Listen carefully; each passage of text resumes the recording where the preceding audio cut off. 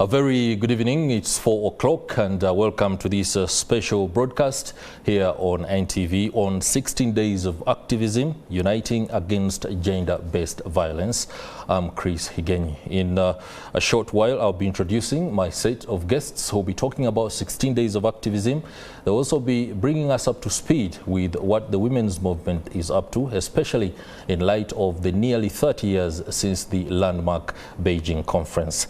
But just a preamble before we get underway, the global 16 days of activism against gender-based violence campaign takes place every year, starting on November the 25th, which is the International Day for the Elimination of Violence Against Women, and running until the 10th of December, which will be the International Human Rights Day. This year's theme, towards 30 years of the Beijing Declaration and Platform for Action, Unite to End Violence Against Women and Girls, reflects the approaching 30th anniversary of the Beijing Declaration. This milestone serves as a timely reminder of the progress made since the declaration's adoption, while underscoring the need for continued action in the spirit of determination, hope, cooperation and solidarity as emphasized in the declaration itself. Ladies and gentlemen, welcome to the program. I have with me the country representative for the United Nations Population Fund, Ms. Gift Malunga. Many thanks for making it. Thank you for having me. I also have Ms. Rita Achiro, Executive Director at the Uganda Women's Network, or UNET. Many thanks for making it. It's a pleasure being here. We have with us Dr. Angela Nakafero. She's a Commissioner, Gender and Women Affairs in the Ministry of Gender, Labour and Social Development. Thank you for hosting us. We're glad to have you, Doctor. And on our extreme left, we have Her Excellency Ambassador Sina from the Danish Embassy in Uganda. You're most welcome, Ambassador. Thank you for including me. Let me begin with Ms. Gift Malunga, the country representative of the United Nations Population Fund. You are the convener or the main actor in this. Bring us up to speed with the 16 days of activism and the particular significance that it holds this year, given the fact that it's nearly 30 years since the landmark Beijing conference. Thank you very much. The 16 days of activism against gender-based violence is an international campaign to really promote and protect women's rights. Okay. And it is also an opportunity for us to review progress in terms of what we have done and whether there are any challenges or whether there are any lessons learned. But more importantly, to see how our government has done in terms of the commitment they have made. It is very relevant. It remains very relevant 30 years down the line because it was really, since 1995, the blueprint for advancing gender equality and women's empowerment, and focusing really to ensure that women have access to health, that is especially sexual and reproductive health. That's right. Also gender-based violence, prevention of gender-based violence, access to education. And all these issues now, when we review 30 years down the line, we see that they are still very relevant. While progress has been made, especially here in Uganda, progress has been made in terms of reducing maternal mortality, reducing gender-based violence, but we still see gaps. We have seen an increase in sexual gender-based violence, especially intimate violence. We still see, gaps in terms of access to education, especially for girls. So 30 years down the line, Beijing plus 30 is very, very relevant. We need to recommit ourselves to advancing gender equality and women's empowerment if the country is to achieve sustainable development goals. Okay, thank you very much, especially you end that submission with the sustainable development goals, something that the government is big on. And I would like to go to the Commissioner for Gender and Women in the Ministry of Gender, Labour and Social Development. Doctor, the year's themes focus is on the declaration as a platform for action. How is government aligning itself to the commitments that were made then, and maybe how has that rolled out? Are we on track? or it is about time to put the scorecard on the table and look closely at how it looks? Thank you very much. As a country, by the way, as the world was adopting the Beijing Declaration and Platform of Action, Uganda was also adopting the 1995 Constitution. Yeah. So you really see that whatever was agreed upon at the global level was really aligned into our national constitution, the Republic of Uganda 1995. And priority 4 of the Beijing Declaration and Platform of Action was on ending violence against women and girls in all its forms. As a country, that is what we've taken on. We've recognized violence against women and girls in all its forms within our constitution. It outlaws discrimination and all harmful practices that violate women's rights. And in addition to the constitution, the government of Uganda has adopted quite a number of laws. The Domestic Violence Act is one of them. The prohibition of female genital mutilation is another. Prohibition of trafficking, human trafficking in persons. And also recently, the adoption of the Succession Amendment Act. I shouldn't forget about the Child Amendment Act of 2016. All these laws that government of Uganda has adopted really point to the fact that we need to end violence against women and girls. In 2016, Uganda, through the Ministry of Gender, Labour Social Development, formulated the national GBV policy, gender-based violence policy. Alongside that, there was a national action plan that we've been religiously implementing. You talked about whether we've registered some progress. I'm glad to say that the legal and policy framework for us is a big milestone because it gives us the foundation on tackling some of these issues. Then secondly, with the support of our partners, across board, development partners, civil society organizations, cultural institutions, traditional institutions, religious institutions, non-government actors, we've worked on a number of programs. Currently, we are implementing Spotlight Initiative 2. We concluded Spotlight Initiative 1. We are now implementing Spotlight Initiative 2 with the support of our partners, and all the stakeholders, state or non-state actors, are supporting the agenda against violence against women and girls. We've seen a reduction in physical violence from 51% in 2016 to 40% in 2020. To us, that is a big milestone. It's no longer a practice that men are battering women. They are also scared. And of course, women have also learned that when you batter me, there's an option. There's a choice for me I need to take in terms of reporting. Where we've been really challenged is in terms of sexual violence. Instead of reducing, sexual violence in Uganda has doubled. From 16% in 2016 to 32% in 2020. It can even be higher in the last 3 years.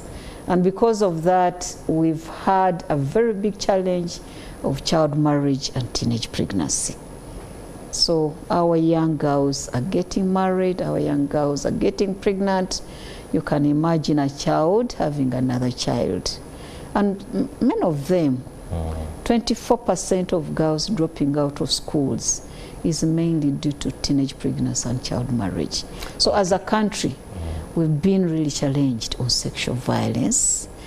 Of recent, we are experiencing issues of drug addiction, and it doesn't stop at a person being addicted. That person also inflicts a lot of violence on the family members, and you've seen so many children in Kampala, especially on the street, becoming a challenge to the rest of the Ugandans. So that is also another challenge that we need to deal with. Okay, that is a very dark spectre, no doubt, but interventions, including the ones that will be undertaken in the 16 days of activism, will no doubt go a long way in addressing some of those challenges, but also opening up opportunities for real action to be taken by the various sector players. Allow me engage Ms. Rita Achiro from the vantage point of advocacy as a women activist with the Uganda Women's Network.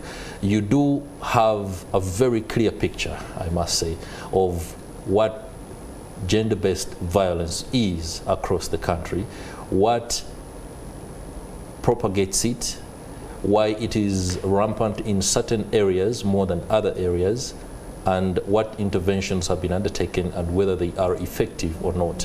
Take us through how you see the picture from your point of view. Thank you very much. Gender-based violence broadly, of course, affects both men and women.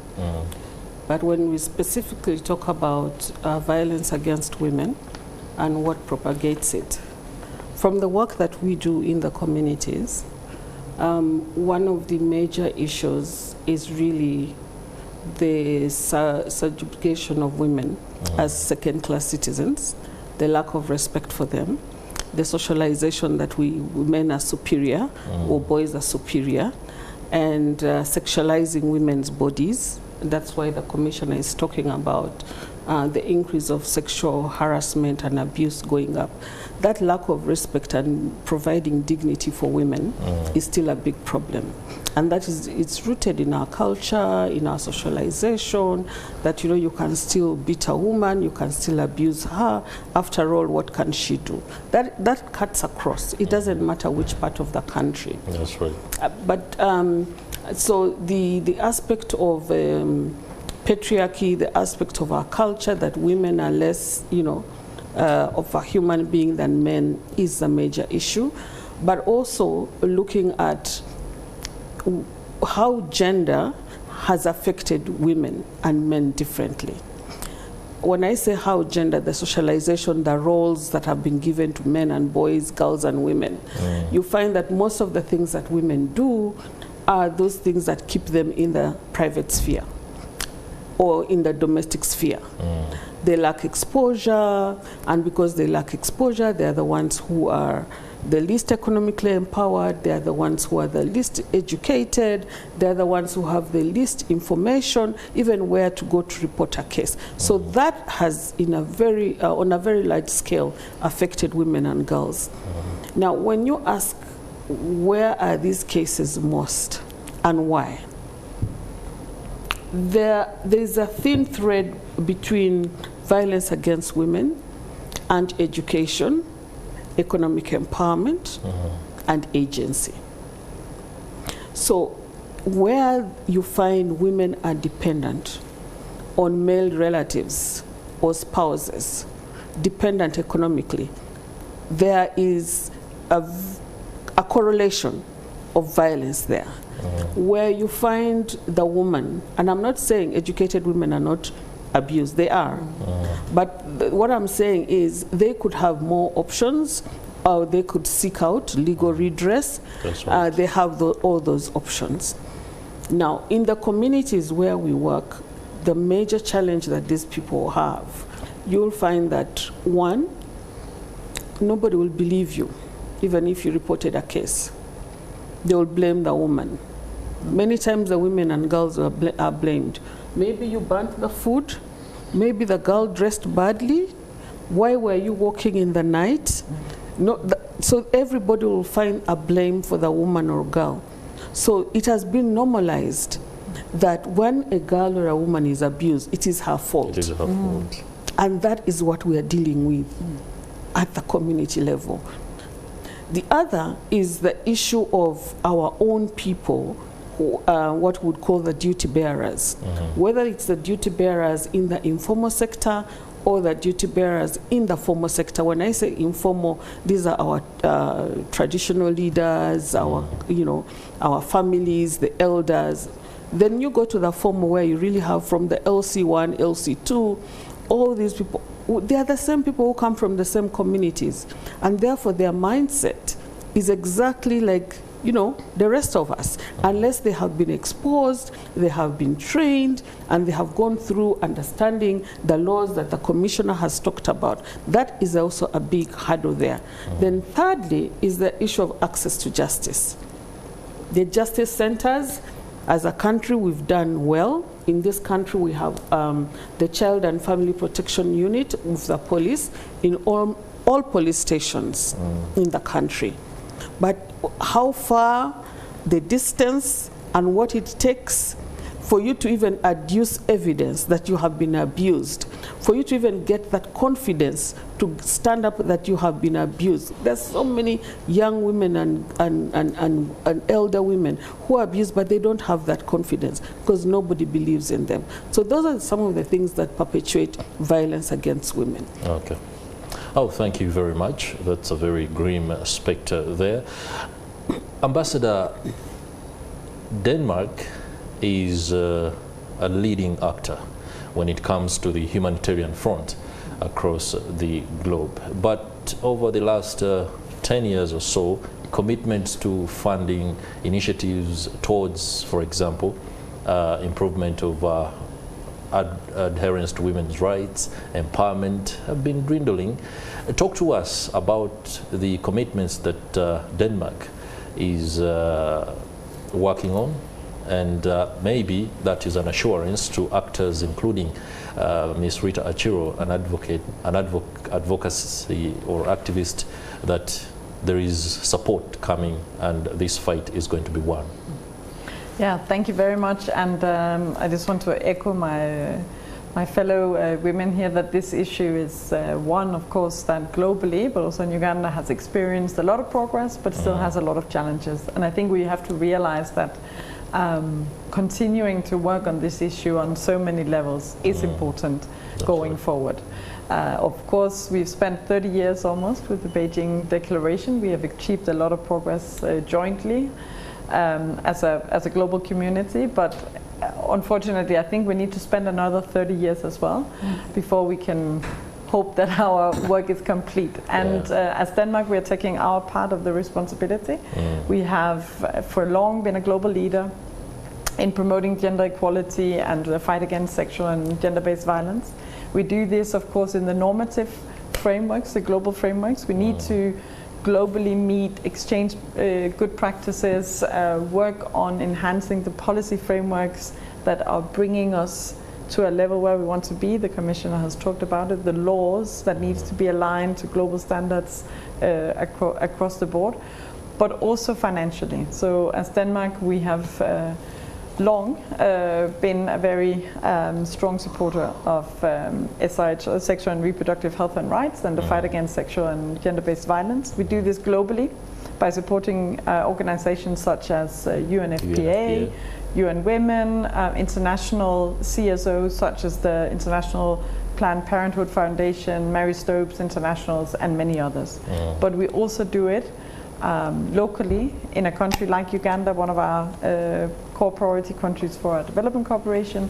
We of course support local CSOs, local organizations. We have local programs to try to bring whatever we do at global level, the knowledge, the good practices from the global level down to the community level.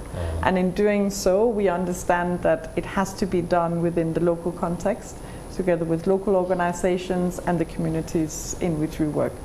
And I can assure you that our funding is not disappearing. We have for a very long time been very fixed at a high level of our global support to SIHR and sexual and gender-based violence.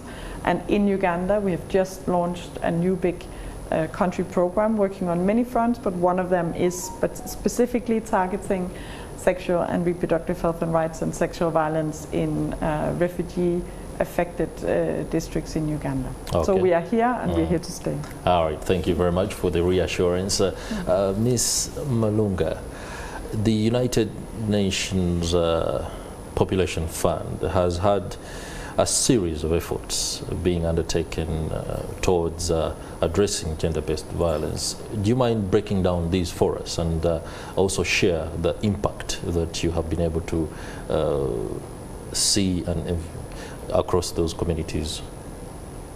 So UNFPA, the United Nations Population Fund, has also been in the forefront of advancing gender equality and women's empowerment. And we have really focused on eliminating gender-based violence. It's one of our goals that by 2030 we need to have eliminated gender-based violence and harmful practices like child marriage, like FGM, female genital mutilation, and also teenage pregnancy. And the other area is advancing sexual and reproductive health and rights. But to do this, UNFPA works with other partners because we realize that the issues of eliminating GBV and harmful practices, even advancing sexual and reproductive health, requires multi-partnerships and a multi-sectoral approach. So what we have been doing, maybe I start at the UN level, UN family level, where we have been working with other UN agencies on the Spotlight initiative that was alluded to by the Minister of Gender. This initiative will work as UN agencies focusing on our comparative advantages to address gender-based violence in terms of prevention and response. We've also been working with the support from donors like the Danish government, where we are working to promote and advance women's, adolescents and youth rights in the West Nile and actually sub-regions. We are really targeting refugees because these are some of the vulnerable populations, because when they come in, they are not prepared, they have not paid anything, but a lot of violence also happens. So our role is to ensure that we create awareness. We also manage to support survivors so that they access quality services in terms of prevention, the post-exposure prophylaxis to prevent transmission of HIV. We are also promoting youth-friendly services so that young people, who are even the majority, also access sexual and reproductive health services, as well as having information on gender-based violence. We have also worked with other partners, including the Ministry of Gender, to ensure that we create a database on the National Gender-Based Violence database. Because one of the key issues or challenges we have faced is to actually have evidence in terms of the accurate numbers of survivors of gender-based violence. Normally when this happens at community level, it's shrouded in secrecy. Or perhaps it's in a case of incest, family members don't want to be exposed, or the stigma. There are a lot of issues. So to actually get data, but we are trying by all means, because if you don't have the numbers, it's difficult to plan any interventions, because you need to know where is this happening, how is it happening, so that you can have appropriate interventions. And one of the issues also that we have been addressing, where we have not made headway, is really around teenage pregnancy. Teenage pregnancy has been stagnated 24% for over a decade. So we feel through even this campaign, we can use it to say, let us go back to the drawing board. What is it that we are not doing right? How can we address it differently? But as UNFPA, one of the strategies we have used is to ensure that we involve young people. We hear from them in terms of what are we supposed to do to address the challenges that they are facing. Because they know what should be done. They just need to be given a platform. And one of the issues also that we have noted is that Uganda has very good policies, like it's been alluded to earlier. But it's the enforcement, it's the implementation that is weak. Not because people don't know, but it's also about limited resources. But we also face resistance, especially at community level, because one of the strategies we've been using is community engagement. Engaging community leaders who could be traditional leaders as custodians of culture, and the religions, the religious leaders. Because their communities listen to these leaders. Yeah.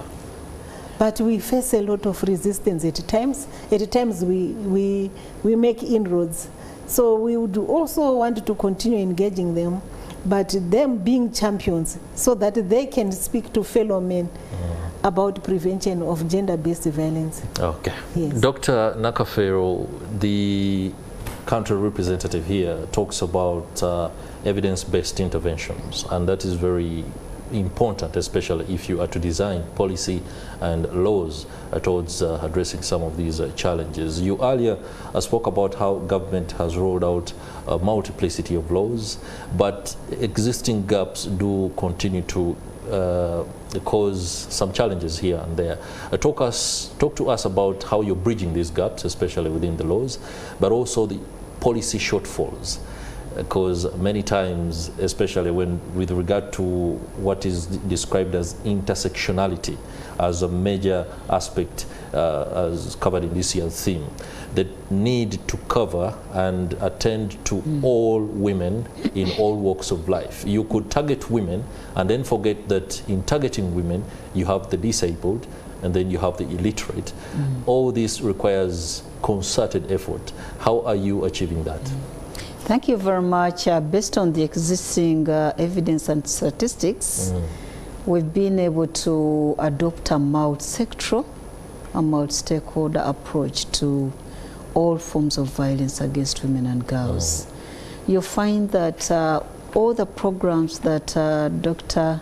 Gift Marunga has been talking about, Ministry of Gender leads and coordinates, but we work closely with all government ministries, departments and agencies. Each department, given its area of mandate, takes on a service. For instance, you'll find that a lot of work is done by the Ministry of Education in schools.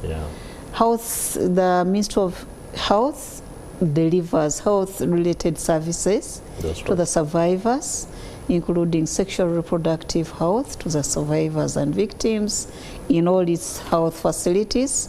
Then there's the Uganda Police. It does its work in terms of investigating cases that are reported. Then justice and other institutions. Talking about the refugees, Office of the Prime Minister leads us in terms of ensuring that cases of violence are reported within the refugee hosting communities, but also are responded to, working closely with the United Nations High Commission for Refugees. So there's that deliberate effort of mobilizing all the different stakeholders to support work around GBV prevention and response.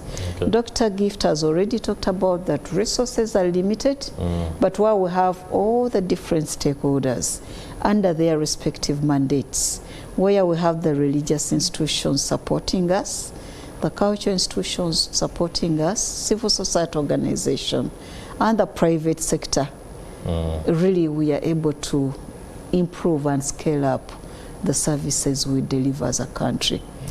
Our resources are still limited, and of course we celebrate the support of our development partners. The European Union countries have been very, very supportive. We appreciate. We also have the support of the UN agencies. We have the support of non-state actors. The presence of Rita here is not by mistake, it's by design. No doubt. We work closely together. And that leads us to her, especially given the fact that many victims and survivors of gender-based violence do run to organizations for justice or for a chance to have justice. You're dealing with many of these. And when you interface, for example, the justice, law and order sector, you do find challenges here and there. Is there any particular aspects that you would love changed, improved, and if it were a blueprint, so to speak, on how to deal with gender-based violence in terms of rollout of laws, how best can this be achieved? It's more like, can we benchmark on any one place that you have maybe studied or interfaced during your work? Rita Achu. Me? Oh. Yes. I thought you were still talking to the commissioner. No. Yes. As women's rights organizations, I must say we can't do this work alone. That's right. Our work is really more about support, creating awareness, consciousness, supporting the survivors, offering the alternatives. But the bulk of the work is actually by government institutions, because it's government's responsibility. And we work very, very closely with those government institutions, whether it is the LC system, whether it is the police, the health workers, or even the judiciary. We work very, very closely with them. And as both the commissioner and the doctor has said, that there are a number of challenges that we face. But I must also admit that we've come a long way. Yeah. A long, long way. That you can now go into a police station and they receive a survivor with the dignity that they deserve. It has taken us a long time. You go into a courtroom and they'll give space to listen to a minor in camera, or a sensitive. We've come a long way. And while we've done that, we still have some work to do. As I said earlier on, one of the things we found out in our research we did on access to justice for women in 2019, one of the key challenges was the distance between the communities where they are and where they can access justice. The other big challenge is the period within which cases are disposed. So people get discouraged. When you report a case, and that is an issue. The other issue is at times the survivors withdraw cases even when we provide the legal aid. And once you don't have somebody who has reported a case, then there is no case. So that loss of interest. Yes, and that ties with what the commissioner said earlier on. You find that in the communities there is this power dynamics, both of them mentioned, with our local elders. So why did you report our son? Why did you report the father? Why? So they get intimidated and withdraw those cases. So you find many of these cases at times do not see the justice that they deserve. And in terms of what we can change, I think this is not a government responsibility or a women's rights responsibility or our development partners. It has to be everybody's responsibility. The task is enormous. Because where are these people abused? They're not, many of them are not abused on the streets, by the way. Yeah. They're in homes. So it's in homes. So what are the people in these homes doing? These are supposed to be safe places. Exactly. Yeah. So I think it has to start in our homes. Okay. Not I think it should. It should start in our homes, that we socialize first and foremost our children, that they are equal, they must respect each other. But even as adults, how do we treat each other in front of these children?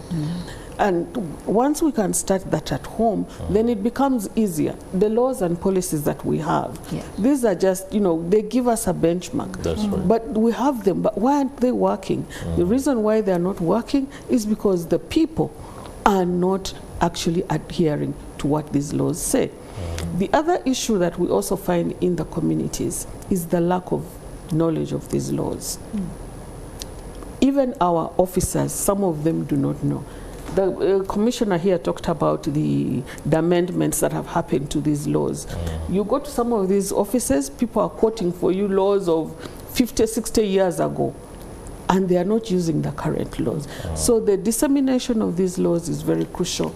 The other thing that has really worked is the coordination, and I must thank the ministry, even at the district level. The coordination, and that is something even with the development partners, we keep on pushing, that we need to get the stakeholders to coordinate.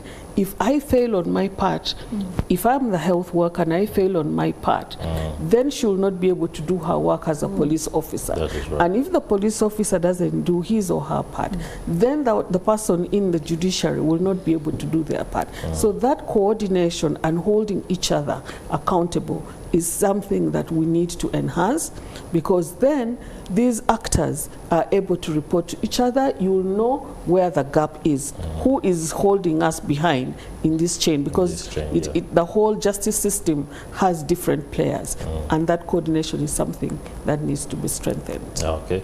Your Excellency, sitting there as a donor, somebody would imagine you're not making interventions at community levels, but I'm reliably informed that you have programs running that target adolescent girls. And when I listen to Rita Achiro speak there of the fact that there is intimidation on the part of places that should be actually safe for most of these girls, it is something that is disheartening. What are the outcomes of the interventions that you've undertaken? Yeah, thank you. I mean, I'll speak to that, but I also feel like just responding to what she was saying. Yeah, because I think when we look at the intervention we are supporting here, of course we look at evidence sort of globally on what works and what kind of good initiatives do we have. But first and foremost, we look at what are the experiences and evidences at the local level in Uganda. Whatever we do should work in the local context here. That's right. And I think what she speaks to, this very community-driven approach, where we have to look around the girl child who are being abused, who are victims of violence. We have to look all the way around and see where can we find those that can support, where can we find the good avenues for changing the harmful practices, to foster constructive social norms and so on.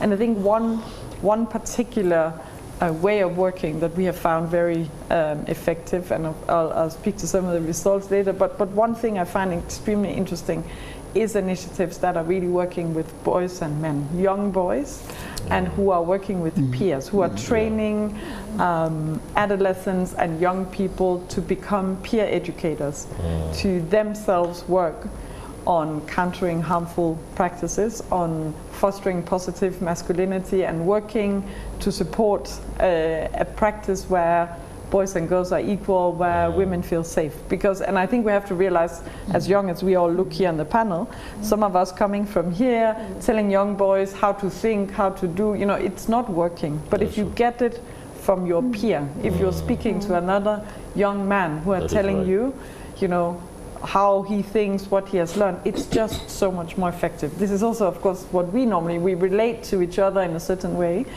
So bringing in those that can be the role models and really help spread the positive approaches, I think is super, super effective. And it's one of the things that we learned from our previous program. We had a program for the past 5 years with UNFPA called WAY, Women, Adolescent and Youth Program. We provided more than 1 million young women and girls with support annually, sexual and reproductive health and rights support, safeguarding gender-based violence, and so on, victim-friendly support, safe spaces. We worked a lot with safe spaces for the women to go and talk and exchange, get some skills and some support.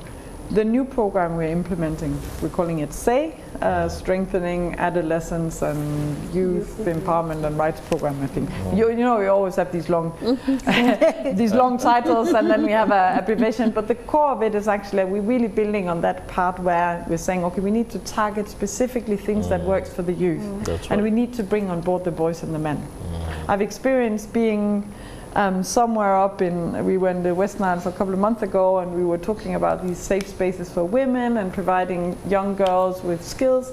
And there was a group of young men, and they were like, I'm sorry, Ambassador, but you're bringing all of this, what about me?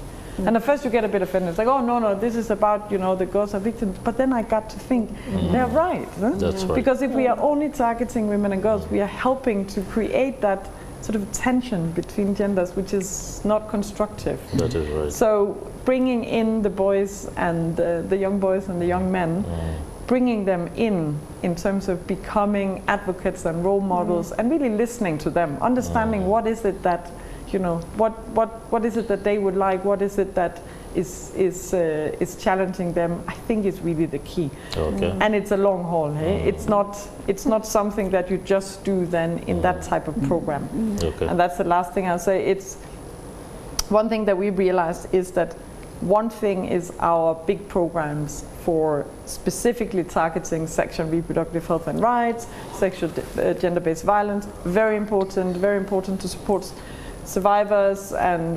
SRHR services and so on. But also important to look at how do we mainstream inclusion of women and girls across other programs. Okay. How do we ensure that we actually look at how do we bring in the young women and girls into our entrepreneur programs, into our access to finance, our agriculture, all of the other programs that we implement, how do we actually take into account the needs of the young people?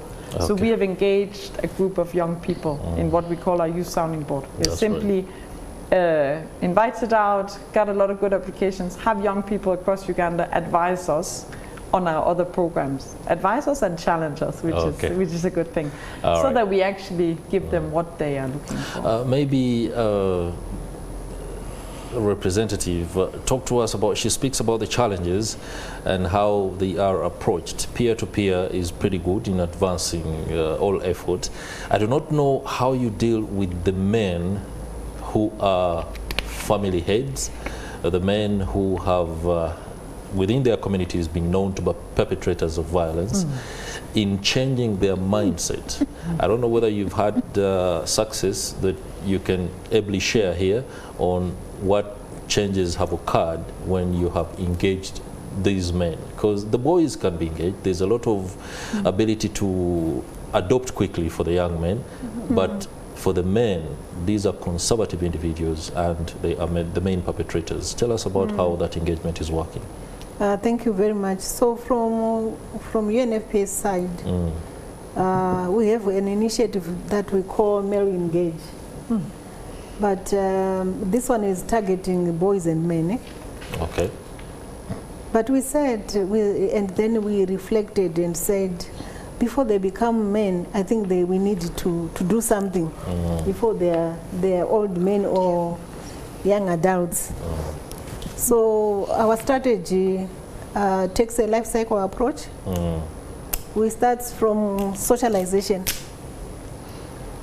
because we feel if boys and girls are socialized to respect each other, to value each other, when they're young people, when they're growing up, even before they even go to school, even primary level, would have made a dent. Because even as I'm seated here as a mother, I also have a boy child.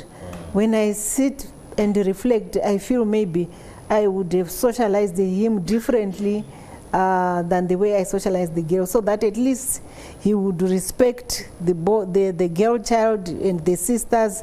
Although I've been trying to do that, but I should have done it from an early age.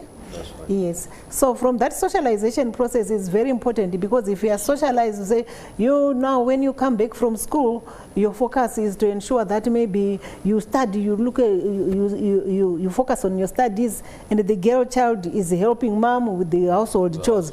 Things become very different already. They're at a different level. This one will excel academically. And then when they go to school, we also feel that the curriculum should also address issues of gender equality and women's empowerment. And the teachers have to be empowered to be able to teach like that, to instruct. Yeah.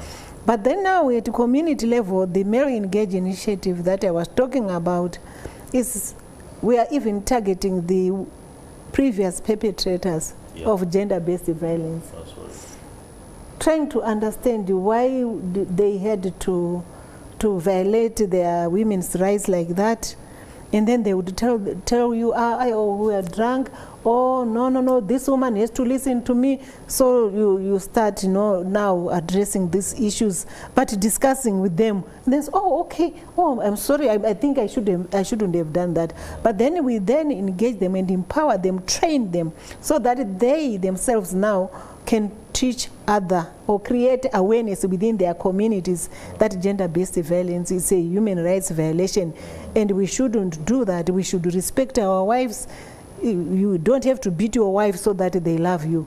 You have to respect them, give them space, and also support them in whatever they are doing. We have seen this to be working, because the previous perpetrators now become champions in their own communities.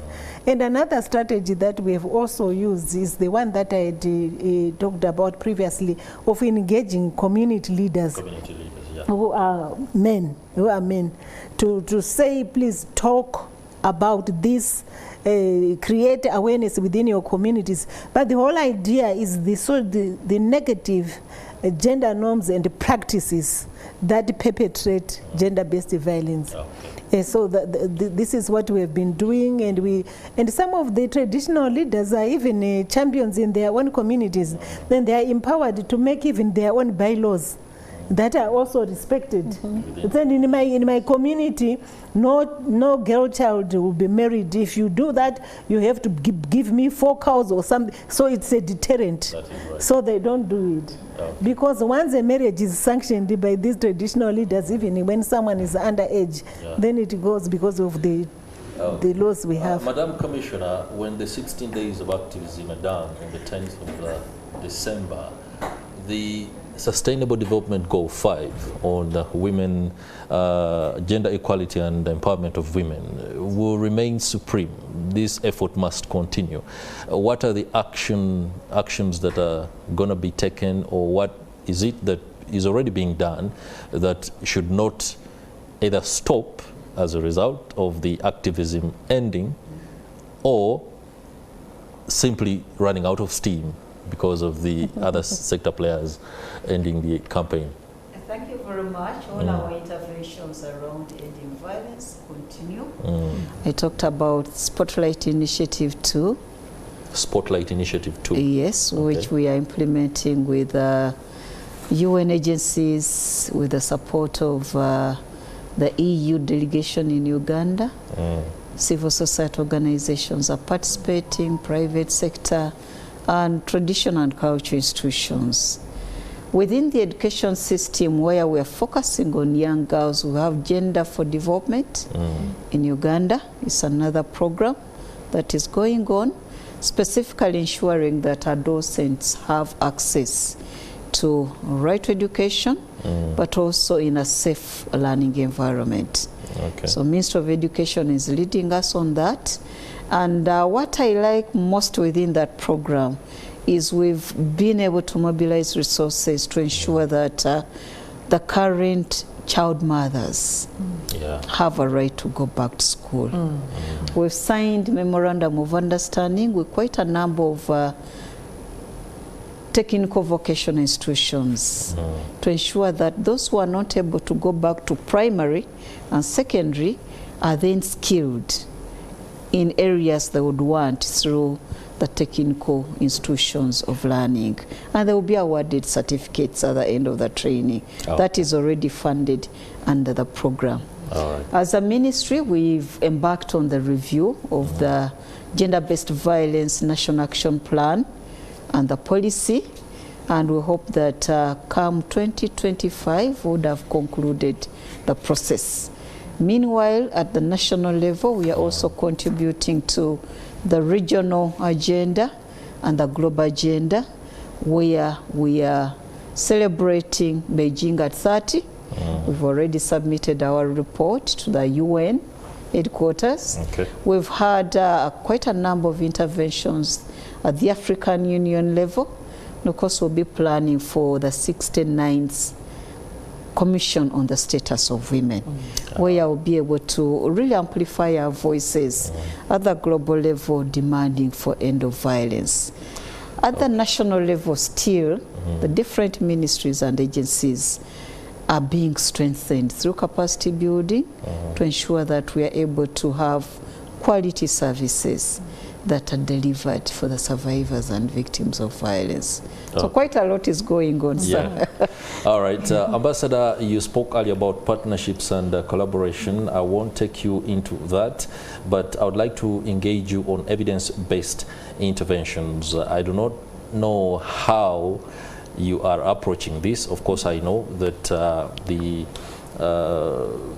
ladies have already spoken about the need to act from a point of good knowledge of what is happening within the communities or any places that your interventions are rolling out.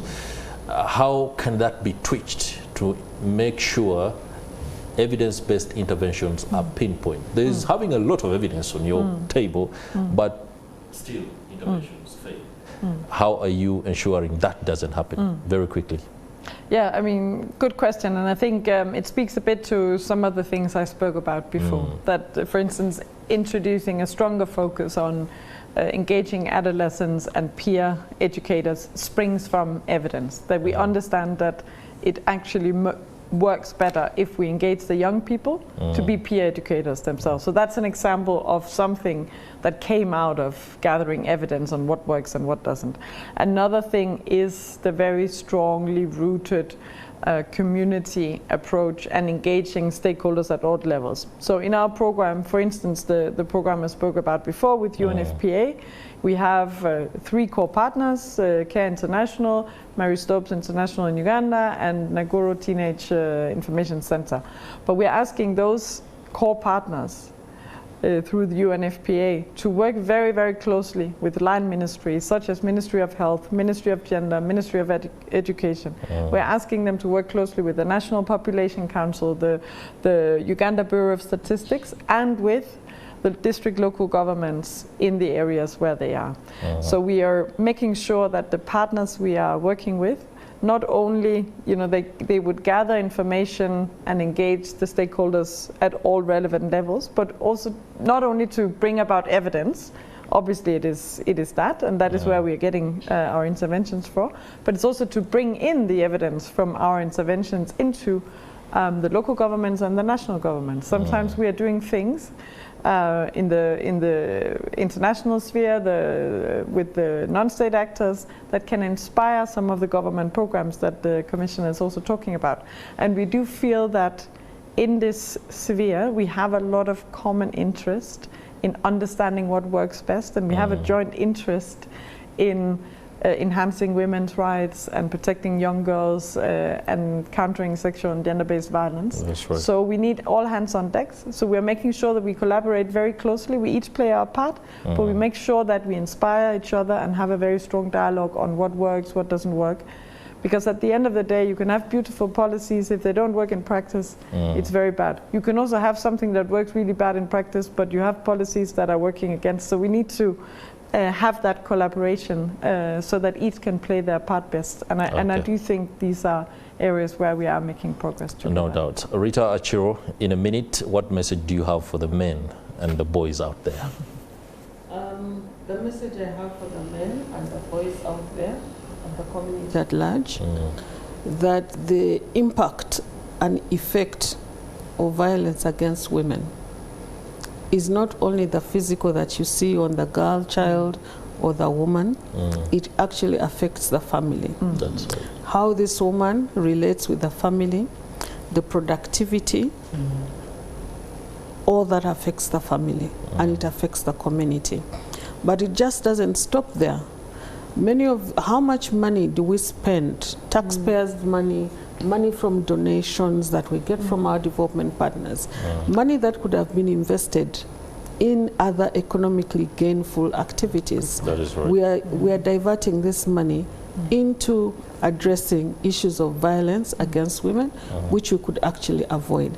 So together, I think if we work with the men and boys and the community at large to eliminate violence against women, first and foremost, women and girls, but generally gender-based violence, which also involves boys and men, I think we'll become a better country, a more productive country, That's a right. healthier country, and hence our GDP will be growing. Well, thank you very much. Ambassador Sina, Dr. Nakafero, and Madame Rita Achiro, allow me give the country representative of UNFPA the last word on what the next 5 years are for UNFPA and what your priorities will be. Thank you very much. For us, we see the issue of gender-based violence not as a UNFPA agenda only, UNFPA is there to support national priorities, and it's a government priority to address gender-based violence. That's right. And for us to be able to tackle this issue head-on, we need partnerships, we need collective efforts, and address it at all levels, the issue of gender-based violence, at the individual level, at the family level, at the community level, institutional level, and the policy level. So for us, our strategies will really be informed by the available evidence in terms of where are the gaps and what are the lessons learned. We will continue to work towards eliminating gender-based violence and harmful practices, working with communities. We need to strengthen community engagement. We'll continue to work with the Ministry of Education to ensure that gender-based violence is something that is enforced in terms of teaching in schools. We'll also continue to work with the institutions, some of whom they like the gatekeepers, including the judiciary, the police, to ensure that they have relevant information. We'll also continue to work with healthcare workers to manage survivors of gender-based violence. And I feel together our collective efforts will manage to address the unfinished business of the Beijing Plan of Action and leave no one behind. Thank you very much, Dr. Gift Malunga, Country Representative, United Nations Population Fund. And of course, special commendation to Your Excellency, the Danish Ambassador, for all effort that is being undertaken to commit to accelerating progress on gender equality as well as women empowerment by the year 2030. That is no doubt a commendable job. Many thanks, Dr.